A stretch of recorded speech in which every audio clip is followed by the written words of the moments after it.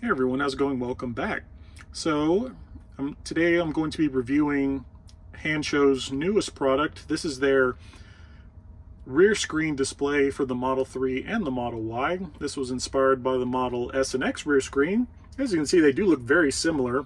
First impressions, I do love just how clean and just how integrated it is here into the back seat. It was a pretty quick install process. I didn't bother doing an install video just because Hanshow has that on their website. They have a pretty detailed install video, so I'll just kind of leave that to y'all. But as you can see, it's a very Android based system, so you can slide that to unlock it. So here's the first screen that kind of pops up. So we'll go through each of the screens, kind of show you what's here. I'll go over some things that I like and some things that I don't like. Not really sure if you can tell, but there are two USB-Cs here, as well as the air vent, the larger air vents replaced by this much smaller one. Not really sure how I feel about that. There is still some airflow that it's currently off. I was testing it earlier, and you do get some pretty decent airflow even out of that small, the notch that's there. But the first thing that you'll notice is, here's our screen display. We can turn on our air conditioning, which this is a very interesting concept how this works. So on their install video, you have to route a cable from the side here, and then there's a passenger side connector on the side of the seat. And what that does is it basically mirrors the climate control on the passenger side only. Because when I was messing with this, the first thing was like, well, I don't want people in the back, turning off my air conditioning, especially here in Vegas once it gets a lot warmer. But so say if the rear passengers are cold or they're hot, and if they want to turn off the climate control, that only affects the front passenger and the rear passengers. So they're kind of SOL there on the front. That's the only kind of weird thing about this.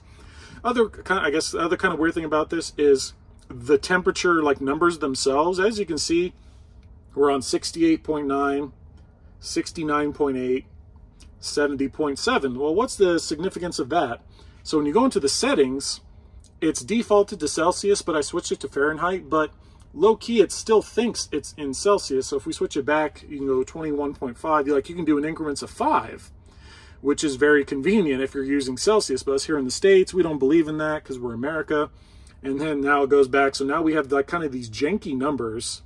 So that's one kind of minor thing to deal with, but I'm not in the back, so I really don't care. But yep, so there's our first screen. You can control the intensity of the air blowing. And then next, I love this, how you can control the seat heat, our rear 3 seat heaters, which yes, they do work. I've tested them myself. And so you can turn all 3 of them on, change the intensity of the heat, and you can turn them all off right here from the comfort of the rear seat. You don't have to ask the driver or the passenger to turn off your seat, or turn on or turn off your seat heat. And like I said, very Android based, but just from this, you can tell it's very clean, very smooth operation. It's not clunky or anything that I've noticed. You can go into your settings and change, various settings, do stuff like that. You do have Google Chrome as well. It does not go through Tesla's data. You actually have to be connected to Wi-Fi, which is the only kind of thing about it. So I'm connected here to my home Wi-Fi. As you can see, you got the Cybertruck page already open, ready to go. I'm hoping to see this change someday to what the actual new Cybertruck's going to look like someday, but we'll see. But yeah, you can either go back, or you can say go right to the home screen. And that's pretty much it for the settings. There's YouTube, stuff like that, the Play Store, like the Android Play Store. I'm not very familiar with Android, so to each their own. This is something that would actually be great for Uber drivers. So if you want passengers can control the temperature, they can even control the music, whether they want to play or pause. For some reason, my phone's not connected to my car, so it won't let me play anything. But you can play, pause the music, go to your next station. You can even turn the music up and down. So if you're trying to hear somebody talk, like if you're riding in an Uber and it has this and it's too loud, you can always turn it down because customer comes first, especially when you're driving with Uber. Next screen is just the standard lock screen. And like I said, it's definitely not 22:15 or 10:15 p.m. So I'll probably have to change that, which I can do in the settings eventually. And then you can also, of course, finally turn off the screen. And to turn it back on, all you gotta do is just tap the screen, as simple as that. But overall, that's pretty much it.